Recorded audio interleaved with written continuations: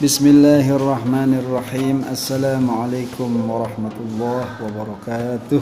Alhamdulillahirrabbilalamin. Jumpa lagi dengan Pak Malik pada pelajaran Akidah Akhlak.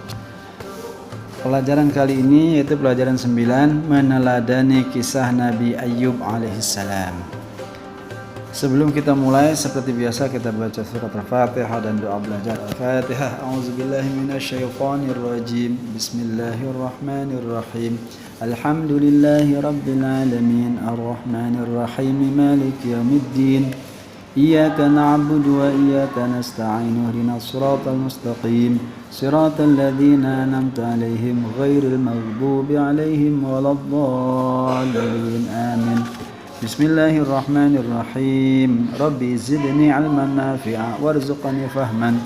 Rabbi ighfirli wa liwalidayya warhamhuma kama rabbayani saghira. Rabbana atina fid dunya hasanah wa fil akhirati hasanah wa qina adzabannar. Walhamdulillahi rabbil alamin. Amin ya rabbal alamin. Musibah yang menimpa seseorang atau sekelompok masyarakat menunjukkan akan kekuasaan yang dimiliki Allah Subhanahu wa taala.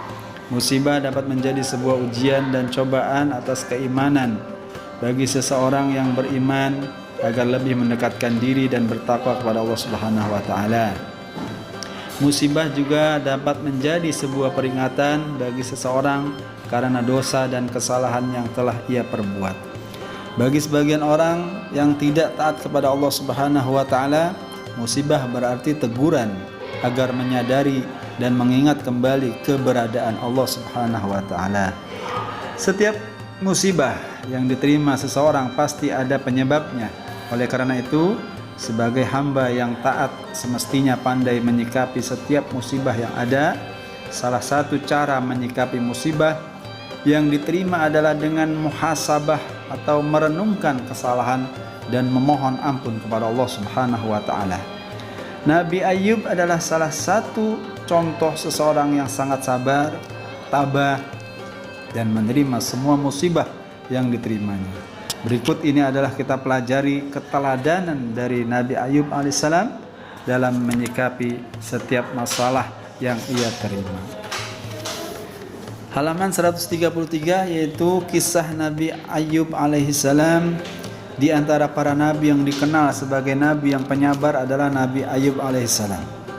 Nabi Ayyub adalah putra Ais bin Ishaq bin Ibrahim alaihissalam. Jadi Nabi Ayyub alaihissalam adalah salah satu cucu Nabi Ishaq, putra Nabi Ibrahim alaihissalam. Nabi Ayyub alaihissalam adalah orang yang kaya raya, hartanya berlimpah ruah dan ternaknya tak terbilang jumlahnya. Ia hidup makmur dan sejahtera. Walau kaya raya, ia tetap tekun beribadah kepada Allah Subhanahu wa taala. Nabi Ayyub tinggal di Al-Basaniyah, yakni wilayah antara Damaskus dan Asri'at atau di sekitar pinggiran kota Damaskus. Nabi Ayyub terkenal akan kepandaiannya, bersih hatinya dan sopan santun lagi bijaksana. Di samping itu, ia juga tergolong orang yang kaya raya. Bahkan tidak ada yang menyamai kekayaannya di negeri Syam waktu itu, ketika itu. Istri Nabi Ayyub bernama Siti Rahmah. Beliau anak dari Afrayin, putra Nabi Yusuf. Nabi Ayyub terkenal akan sifat kedermawanannya kepada kaum fakir miskin. Karena sifat dermawannya inilah yang membuat kekayaan Nabi Ayyub semakin bertambah. Kondisi ini membuat iblis penasaran, sehingga ia meminta izin kepada Allah Subhanahu wa taala menggoda Nabi Ayyub. Kemudian iblis berkata, "Wahai Tuhan, sesungguhnya Ayyub berbakti dan taat kepadamu karena takut kehilangan kekayaan yang telah Engkau berikan. Jika dia terkena musibah dan kehilangan harta bendanya, belum tentu dia akan taat dan ikhlas beribadah kepadamu, wahai Allah Subhanahu wa taala." Kemudian Allah Subhanahu wa taala berfirman kepada iblis, "Sesungguhnya Ayyub adalah hambaku yang sangat taat dan ikhlas. Semua ibadahnya adalah semata-mata untuk mendekatkan diri kepadaku. Iman dan takwanya tidak akan luntur oleh ada atau tidaknya kekayaan dia. Ketaatan dan kepatuhannya kepadaku tidak akan berkurang meskipun dia jatuh miskin. Engkau hanya iri dan tidak suka melihat hamba-hambaku berada di jalan yang lurus. Untuk membuktikan keimanan dan ketaatan Nabi Ayub alaihissalam, Allah subhanahu wa ta'ala mengizinkan iblis untuk menguji Nabi Ayub alaihissalam dan keluarganya. Kemudian iblis dan para pembantunya mulai menggoda keimanan Nabi Ayub alaihissalam. Mula-mula mereka membinasakan hewan ternak milik Nabi Ayub alaihissalam. Satu persatu hewan Nabi Ayub alaihissalam mati hingga tidak ada lagi yang tersisa. Kemudian lumbung-lumbung makanan milik Nabi Ayub alaihissalam tiba-tiba terbakar sehingga semua hasil pertaniannya ludes dilalap api. Iblis pun mengganggu keluarga Nabi Ayub alaihissalam. Iblis meruntuhkan rumah-rumah Nabi Ayub alaihissalam sehingga semua putranya meninggal tertimpa reruntuhan rumah yang roboh. Setelah itu iblis mendatangi Nabi Ayub alaihissalam seraya berkata, sekarang semua anakmu dan kekayaanmu sudah tidak ada lagi. Demikianlah Tuhanmu membalas ibadah yang engkau lakukan setiap hari. Dengan penuh keikhlasan Nabi Ayub menjawab, semua yang ada padaku adalah milik Allah dan akan kembali kepada Allah subhanahu wa ta'ala. Melihat kenyataan ini, iblis menghadap Allah dan berkata, dengan lenyapnya semua kekayaan dan semua anak Nabi Ayub, tampaknya Nabi Ayub masih tetap sabar dan tabah. Saya yakin bahwa Nabi Ayub akan dapat mengumpulkan semua kekayaannya dan mendapatkan anak lagi selama ia masih sehat. Oleh karena itu, berilah saya kesempatan lagi untuk melenyapkan kesehatan Nabi Ayub dan berbagai penyakit yang menyerang tubuhnya.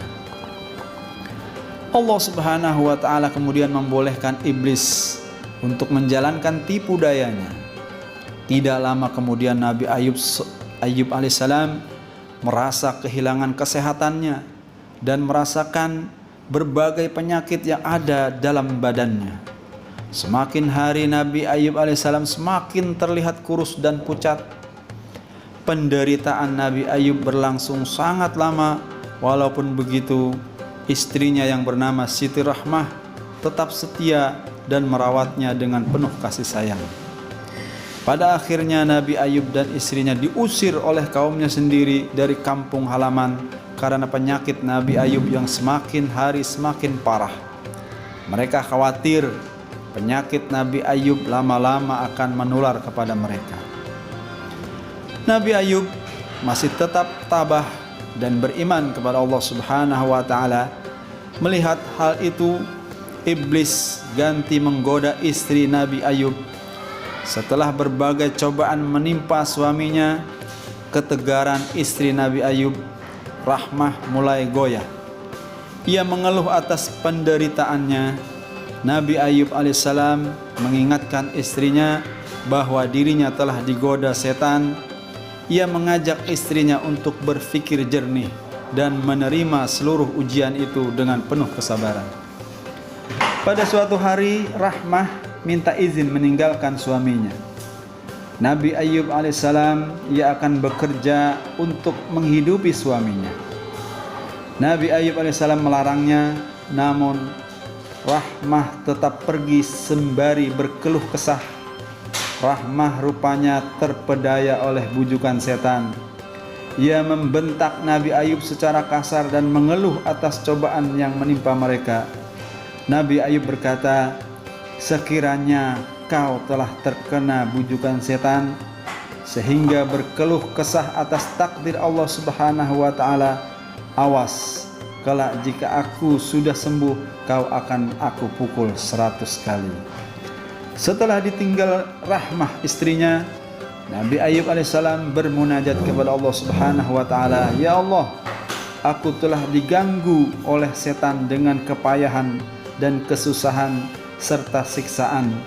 Engkau adalah Tuhan yang maha pengasih dan maha penyayang, berikanlah aku kesembuhan.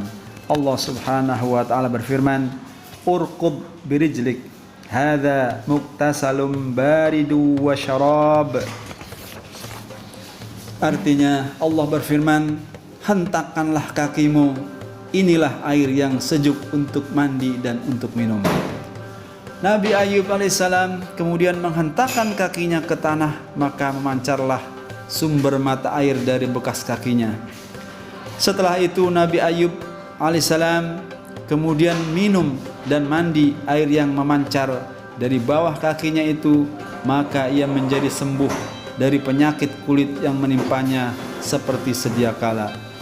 Dengan izin Allah, sembuhlah Nabi Ayub seperti sedia kala, bahkan menjadi lebih gagah dan kuat daripada sebelum penderitaan penyakitnya. Sementara itu, Rahmah yang telah pergi meninggalkan suaminya lama-kelamaan merasa kasihan dan tidak tega. Lalu ia kembali pulang, namun ia tidak mengenali suaminya lagi karena Nabi Ayub alaihissalam sudah sembuh dan keadaannya lebih baik daripada sebelumnya, lebih sehat dan lebih tampan. Nabi Ayub alaihissalam bergembira melihat istrinya kembali, namun ia teringat akan sumpahnya. Kini ia bimbang. Istrinya sudah turut menderita sewaktu bersama-sama dengannya selama 7 tahun, 7 bulan dan 7 hari. Akankah ia memukulnya 100 kali? Dalam kebimbangannya itu turunlah wahyu dari Allah Subhanahu wa taala sebagaimana yang tertera dalam surah As-Sad ayat 44. A'udzu billahi minasyaitonir rajim. Bismillahirrahmanirrahim. Wa khudh biyadika dhigthan fadrib bihi wa la tahnath. Inna wajadnahu sabiran ni'mal 'abd innahu awwab. Dan ambillah seikat rumput dengan tanganmu, lalu pukullah dengan itu, dan janganlah engkau melanggar sumpah. Sesungguhnya kami dapati dia, Nabi Ayub, seorang ayah, seorang yang sabar. Dialah sebaik-baik hamba, sungguh dia sangat taat kepada Allah Subhanahu wa taala. Quran surah Sad ayat 44. Berdasarkan petunjuk Allah Subhanahu wa taala seperti ayat di atas, Nabi Ayub alaihissalam tetap dapat melaksanakan sumpahnya dengan tidak menyakiti istrinya, yaitu dengan cara memukulnya dengan seikat rumput. Setelah lulus dari cobaan, Nabi Ayub alaihissalam dan istrinya kembali hidup normal. Mereka dikaruniai beberapa anak yang beriman. Salah satu putra yang bernama Bashar terpilih meneruskan dakwah ayahnya. Dalam Al-Quran 2 kali disebutkan nama Zulkifli, itu tidak lain adalah Bashar sendiri, anak Nabi Ayub alaihissalam. Menurut sebuah riwayat yang dikeluarkan oleh Imam Ahmad, Ibnu Abi Hatim, Ibnu Asakir dari Ibnu Abbas, Nabi Ayub alaihissalam mendapat kenikmatan selama 70 tahun dan mendapat ujian berupa sakit selama 7 tahun, 7 bulan, 7 hari.